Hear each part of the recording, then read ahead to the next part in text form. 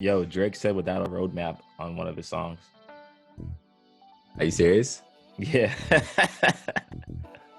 What do you think that's like? Has that had an impact on our statistics? We should look into it. He said he put me on the road without a roadmap. Wow. Oh my God.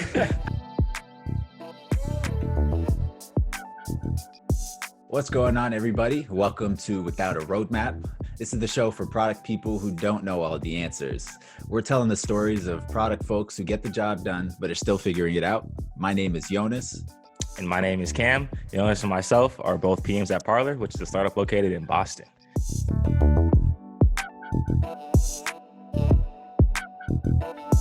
Today, if you guys listened or seen any of the Parlor news, we launched our product hunt last week. So today we kind of wanted to just recap some of the stuff that went on in the product hunt launch, the goals we set, just do a little quick retro at the beginning of the show. And then we'll kind of get into how we think about product metrics, KPIs, and how we also self-assess ourselves as far as PMs. Mm-hmm. Yeah. So I thought it went pretty well, all things considered. I don't know what the global pandemic has, what sort of impact that has on, people's activity on Product Hunt. But, it seems like, the numbers of upvotes on different products have been like steadily lower than I've noticed over the past. But like we were at, I think 265 last I checked. Yeah, I think something like that. But before we went into the product hunt launch, so before Tuesday, that's when we launched, right? Yeah, last Tuesday. Mm-hmm. We had these goals set for the number of upvotes we wanted to get on launch day and over time, and then also the number of accounts we wanted to actually integrate Parlor into their product. So the goal we set for upvotes was 600 total, but we wanted 475 on launch day. And then we also wanted 30 accounts to have integrated Parlor, installed Parlor, and are using it by May 8th, which is this Friday. So it gave us like a 2-week period almost. So like Yonas said, we finished around 250-ish on launch day. So we didn't get the 475 target. And right now we're around 265 or something like that. I haven't checked in a couple of days. So clearly we didn't hit the big numbers we wanted to. Yeah, I had it like emblazoned in my mind that we were going to have the like number one on Product Hunt banner across our homepage for the next like couple months. I did not factor in how competitive Product Hunt has gotten, and I don't think that's like says anything about our company. I think it's just says a lot about a lot of the stuff that's going on. There's a lot of competition in the space, and I think that's a good thing. I think for the technology industry in general. But yeah, it's like despite missing those goals, I think like we learned a lot as a company about like establishing goals first off, and also kind of like the like value we do provide. It is a new like product offering, our free offering. So I think like seeing looking at the number of people who signed up has been like a more indicative of the success of Product Hunt more so than the upvotes, which I mean we're getting new signups every day still. So right. It's always exciting to see that channel in Slack, like bing, another sign up. Mm-hmm. Like, let's go. Yeah. So it's like previously we never really made any big marketing pushes. Our marketing team consists of like our VP of marketing, Adam, and Casey, who is the person who's putting together all these podcasts. So content it's a specialist. Yes, in all things, all things content, colored hair. Shout out to Casey. But yeah, we've got a small but very powerful marketing team. But I think just given our stage as a company and like where we see ourselves in the near future, we haven't made any like huge like wholesale marketing initiatives where we're putting a lot of like ad spend behind anything, or just anything in general. Like it's been relatively low key, and we've been mainly doing kind of grassroots getting individuals to sign up through like direct outreach, things of that nature. So this was like a great opportunity to kind of see what this sort of marketing initiative would do for us, and I think it was pretty enlightening. Like this works. Yeah, I mean, this was, like you said, it's our first one. And like, to me, I said it when we had the team retro, like I approach it as like the first game of a season for any sports. It's the first match of a tennis season, first game of football, basketball, whatever. And for those first games, you always have these goals that you want to hit that say you want to shoot this percentage from the field, you want to run these many rushing plays, you want to do whatever it is for whatever sports. And within that game, you don't always hit those goals. But at the end of the day, if you win the game or you pretty much, like, it matters that you didn't hit all the goals, but you still won the game, so it doesn't matter as much. Or it just shows you what you can improve upon going forward. So for these goals we set, even though we didn't hit all of them, there were still a lot of good things that we did that we can improve upon. And there's also some stuff that we didn't do as well, that we know that we have to account for next time going out when we do our next big product hunt launch or our next big marketing push. So like an example for us was we didn't do like the upcoming thing on product hunt, which we should have done looking back on it, and which we can do now going forward. So the next product hunt launch we do, we can have everything in place where we can do the upcoming. And so the day that we launch, we have, I don't know, 20, 100 people already subscribed to that product hunt launch. So they get notified that when we do go live, they can go in there and upload it. Yeah, that was kind of a miss, but that was something that, we all overlooked. Maybe it's a new feature. I had never noticed it, to be honest. It's kind of hidden in there, but in our researching of best practices on a product on launch, it's probably something we should have captured. But that's like you live and you learn. And like we said, we had goals in mind, and while we didn't hit them or haven't hit them quite yet, I think like it's interesting to look at like how we set those goals and like if those goals are actually tied to like directly to the outcomes that we had originally hoped for. So in particular, the number of upvotes that we were driving, I think that was like an interesting one. I think with related to product hunt, it's obviously important because the more upvotes, the higher on the page you get, and I think that legitimizes you as a company to a degree. It's like, oh, there's other people that support this, that's great. But at the end of the day, like upvotes are going to be half like your own network who you asked to upvote your products. And like, so I don't know if that's an actual indication of like how it's resonating with people. I think it's like a popularity contest. And then the actual metric that, we should care about and that we did set a goal for, but like it was almost secondary to the number of upvotes, was the number of accounts that we got to the integration step or through the integration step of our for our platform. So there's a sign up process and onboarding process, and but like really what a lot of people get hung up on, and this is the case for a lot of products where you have like a widget or some snippet that has to be installed for something to essentially appear in your product or live in your product. That's like where people get hung up on. It's a huge point of friction because it requires that you have somebody with front end experience jumping in there. Maybe it's like super simple, but it's like kind of jarring to somebody who isn't familiar with it. Yeah. Like we had a training for it recently, so now we know how simple it can be, but it looks crazy when you see code. Yeah, and like you don't know where to put that code. It's like you can't just log in to like Jira or like your product. All right, find this little section and just copy and paste. Like you have to actually know where like the source control is. I didn't know that was a thing until a training call on Monday. So right, yeah. I feel like a lot better now knowing where some of that stuff happens. And my like, price went up too. Just let the founders know. yeah.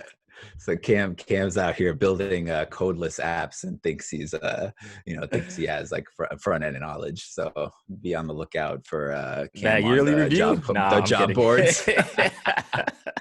He's looking for a new position, but it's I think what was interesting is that like that was kind of secondary. Getting people to integration wasn't like the thing that we were pushing as strongly too. And I think when you look back at the plan for promotion around Product Hunt, almost everything was focused around like getting people to share it, getting people to upvote it, the upvotes, all the dopamine come in, like It's like Instagram Yeah. almost. Right, right. And we did have like this, we have this like email like nurture campaign that we established to help people like get through onboarding and like nudge them like through the process of integration. But like I looking back, I feel like that should have been the main focus of our efforts, you know, like that, like with now we have a funnel of a lot of free accounts, which is awesome. And I think we're Yeah. in a good place to convert them, or like a good percentage of them. We'll see. That's our job now. But like I feel like a lot of the plan was focused on these upvotes, and now it's like we're, you know, right now trying to figure out what we need to do to get them, Yeah. you know, How to past the actually integration integrate. step. Yeah. Right. Yeah. So I feel like it says a lot. It's like that is just kind of an anecdote or analogy in kind of relation to how a lot of companies, or like places that I've worked at in the past, like sometimes how it feels like we are when we're kind of defining product metrics or defining KPIs, and like what are the business goals and outcomes. And it's like, you know, it really requires a deep understanding of the preferred outcomes. And I think that that's one of the things that we missed with identifying the goals for this product on launch. Yeah. Yeah. I know you love your KPIs and metrics. I'm always trying to drive us in the direction of being like you know, more like data aligned and Data things of driven. that nature. Data driven, you know. Because I've peaked. I I've peaked. I you've like it. noticed. I You've like noticed. it. Yeah. Yeah. Because I think it's obviously has a place in product management and Yeah, like for this, sure. you know, in business, and like, you know, maybe less so in earlier stage companies where there's like a little information for you to work with. But I'd still like, you know, always pushing that in our Yeah. organizations, like, Yeah. Yeah. because I feel like that's a lot of the experience that I think is going to be useful for me in the future, even if it's like we're kind of making guesstimates around some of the things we're doing now. In the future, I want to be able to be prepared and have this experience where I can take that to a future role and be able to speak on like what I did at Parlor, or, you know, it's like Yeah. we might not be there yet, but I think like setting up the kind of the thought The process frameworks. is Yeah. going to Yeah. be Yeah. yeah. I mean, that's a good segue into like our next topic of product metrics and KPIs. Mhm. So, Yeah. Yeah. why don't you give us a little breakdown on what each is? Since this is Putting your me on the passion. spot there. So this is your passion. I I'm mean, kidding. I don't know. It's funny you say that, because I feel like in the long term, I might say that I'm a more design oriented PM. Like I might want, if like maybe that's how I want to position myself. I think I'd like to get more on the side of like you know, helping design prototypes and building wireframes, things of that nature. You know, I think the data side is something that I'll never have like you know, I don't think I'm gonna have like you know, be able to say I'm a data PM. You know, I don't think I have the skills for Yeah. that. Yeah. But you know, like things like, you know, understanding metrics, I think every PM should know. So a metric is basically a way to track the status of like product objectives. So an example of a metric could be like the number of subscribers that you have on your blog. It could be something like completely related to your product, like the number of clicks or usage activity on a specific portion of your product, for Number of example. active users, something like that. Yeah. Yeah, basically anything that helps define like the outcomes of a specific like business practice or objective, and it's essentially there to help you better understand or track that over time. And so those things can be directly tied to important long-term company objectives or not. And so if when they are tied to those long-term company objectives, they're known as KPIs, key performance indicators. So that's kind of like the small caveat difference, is like all metrics are KPIs, but not all KPIs are metrics, because, you know, you could, yeah, it's like you could have, or sorry, all KPIs are metrics, but not all metrics are KPIs. Got it. Got it. Because I didn't know what KPI stood for when I first started working. I had to like Google that's was there another term that they used at Optum, or did they just not care about metrics, threw that at the door? Man, I always heard like KPIs, but I just never knew what it meant. So, until like my first month, I was like, oh, let me just Google this real quick to see what they're talking about. People would say KPI. You're like, yeah. I got that. Yeah. Because you know what it is at the end of the day, but Yeah. like what it stands for. That's besides the point. But a KPI, it's like it's a measurable value. It's a product. It's a metric, but it's oftentimes tied to a specific business outcome that is generally something that is driving you towards like business goals. So based on your product, there's going to be specific things that specific outcomes that you want to drive specific goals. So in our case, the KPI for our product on launch might have been like number of integrations completed. And if we had established that as a KPI as opposed to just a metric, we might have highlighted that it was more important to focus on that part of it than the upvotes, because we basically put those two together as like just two different metrics that we're tracking.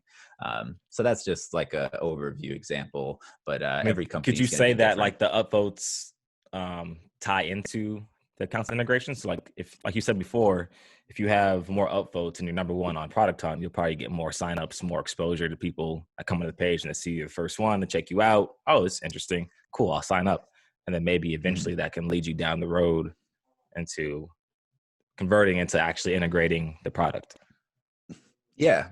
And I think like multiple metrics go into a KPI. I don't think it's one specific metric. So like it's the entire process, but like that's kind of condensed into a singular KPI, which is Yeah. that overarching goal and something that's measurable. Because the KPI has to be measurable. Otherwise, like there's no way for you to understand whether or not you're achieving Yeah. that goal or like Yeah. track it over time. So, but yeah, there could be multiple metrics that are factoring into that. You just have to find a way to turn that into like a something, like a singular goal that can be trackable. Yeah. I always try to be like, when I think of KPIs, or like analytics in general, I always try to be wary of them just because so many different factors go into how a KPI performs or like what you're trying to measure or what you're trying to track to. Like there's various thousands of different or multiple different ways to interpret a KPI or how to achieve your KPI. And same thing goes with like analytics, like anything. It just for me, KPIs don't tell a full story of what's actually going on within your product, within your organization, within your team. So when you're looking Mhm. at them, you can't take that as the end all be all answer to, all right, we're not doing well because this KPI says this. Like you have to actually dig deep into it and see what's going on behind the scenes. Like, is it there's bugs in the product? Is it we didn't market the product well? Is it because we didn't do the product hunt launch the way we should have done it with the upcoming thing, like we said? Like when you're looking at a KPI or goals or just any metrics in general, you kind of have to take a step back and see, all right, look, this says this, but why does it say that? And I think that's why they're important, is because Yeah. without the KPI, like you're not going to know that you need to take a step back and look at why it's performing a certain way. So it is that kind of that like, guidepost. And, when you see it shift in one way or another, you know that there's some external forces causing that, and then you have to investigate. That's the job of the PM, is to like then go and investigate what is the cause of that. If it's a good thing, how do we recreate that, duplicate that, keep it going? If it's bad, what is causing it, how do we fix it? And you can do that through a number of different ways. So I totally understand your point. Like, everybody can kind of interpret a KPI in their own way, and I think like, even product leadership can get away with like a misinterpretation of a KPI, and turn a KPI into a story, basically spin it into whatever story they want. Exactly. um but like I think somebody who's like looking closely at it can really like take advantage of the information it provides. And I think it is important that it's like a organizational thing, because it's not just the product team who's going to be responsible for KPIs. Like, for product hunt, like there was a lot of the product team was involved heavily in that. But at the same time, marketing, like if we had a sales team, sales would be engineering as well. So it's Yeah. like a good thing for an organization to get everybody behind something. And while Yeah, it I is agree with very that. vague, and there's a lot of factors influencing it, it's still I think it's super useful. Yeah.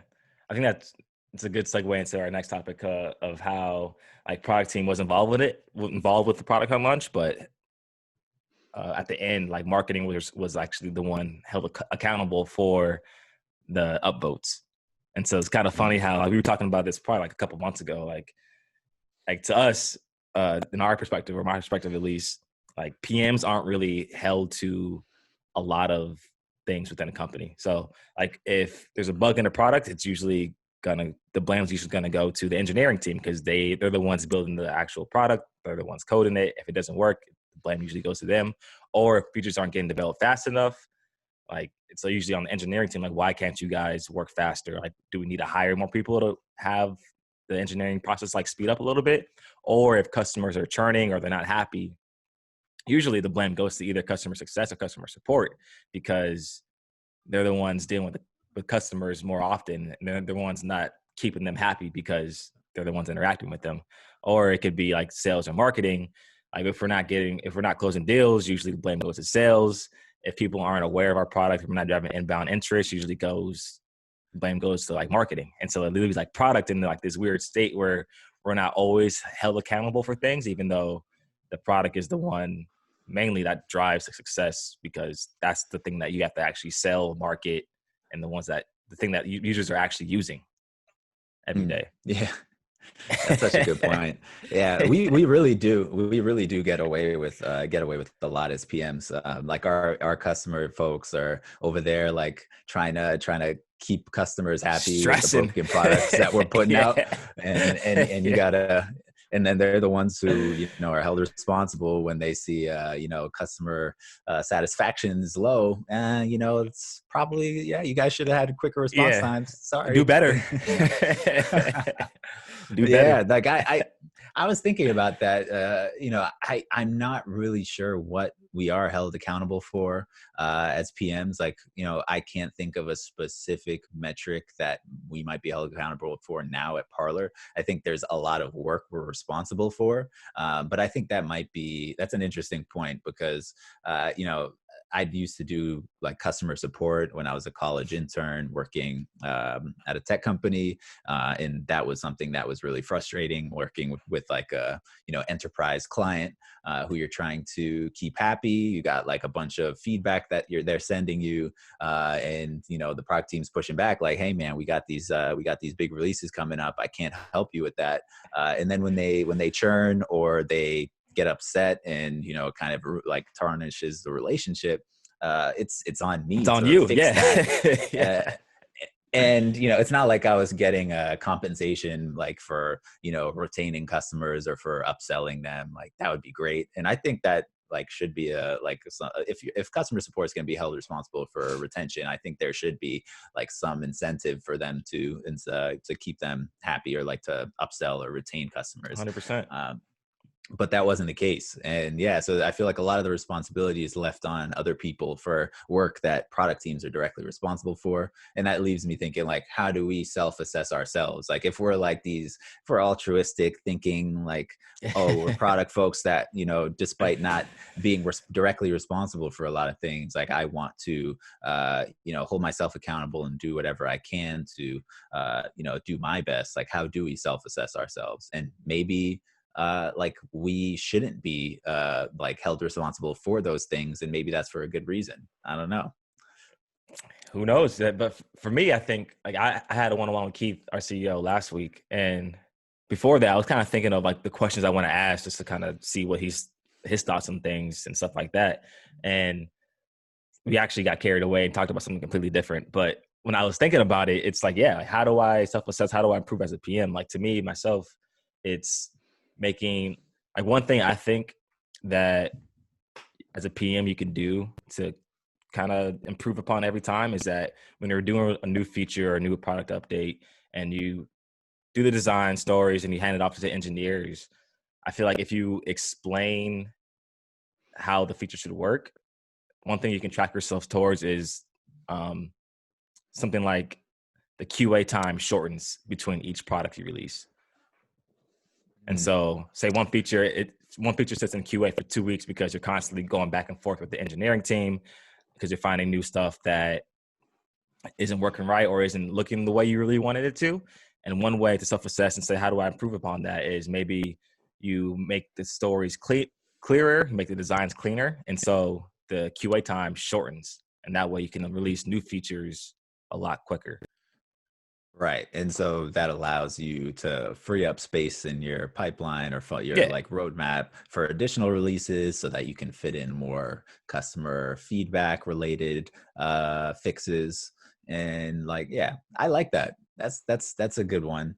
It's tough because there's still so many hands involved in that, yeah, like just because our stories aren't clean, or the acceptance criteria, like one of them was missed and required another round of QA. Like, I don't know if that is always going to directly relate to faster releases because there's so many variables, but yeah, I think that's like that's like the right way of thinking about it. It's like, how do we improve our processes? Because like, if we do decide to not take on a customer request for whatever reason, it's probably in the best interest of the company that we're doing that. Hopefully, as PMs, yeah, like we're responsible for building the product, but also keeping in mind the company's objectives and business goals. And so it's not like we're not taking on that, helping that customer build what they want because we don't want to, or because we're ignorant. It's because it just yeah. doesn't fit in with what we need to do. Exactly. So like, how do we do what we need to do, but more efficiently, so that we can support the other teams in their own, Exactly. whatever they're also Yeah. responsible So for. like that's been kind of my big thing that I've been thinking of the last couple of weeks is how do I become more efficient where in my process as far as reviewing designs, handing those off to the engineer and breaking down stories so that when those things land in QA, they're just going in and out. It's going in and out, in and out. So we're constantly releasing new things. We're not being held up and kind of blocking the pipeline of new features going in to production because we're having to constantly QA things over and over again. Yeah, and I feel like we're slowly getting there. Like the speed at which we're putting out new features is actually pretty amazing right now. So I won't go ahead and say that we're directly responsible for that, but whatever organizational changes and all the variables involved seem to be clicking, and we're fine oiled machine right now. Yeah. I think for like PMs at our stage in the career, like the early to mid career, I feel like the best thing you can do to self-assess is how efficient you can make the process of like producing new features. So like how efficient can you make story writing? How efficient can you make handing off to engineers? How efficient can you make design reviews? How efficient can you make the QA process just so that everything's running smooth and quickly? So that gives you more time to kind of take a step back and think of like the more strategic things that go into being a PM. So how do these new features fit in the market? How do they compare with competitors and things like that? Mm-hmm. Yeah. I would love to hear from people like other PMs, maybe folks who are more senior than us in product. Like, how do you self-assess yourself as a PM, or if you manage a team of product folks, like how are you assessing their own work, and what are some of the metrics or things that they're held responsible for? Because I'd love to hear it, and maybe after this we can go check with CEO Keith and head of product Jonah. It's like, or maybe we shouldn't. Maybe We should just do it. Shout out to Nike. Just do it. Yeah. Yeah. But All right, everybody.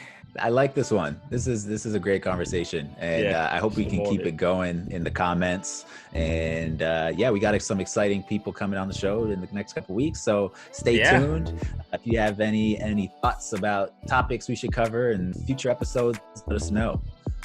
Yep, like, subscribe, do all the things. We appreciate you tuning in.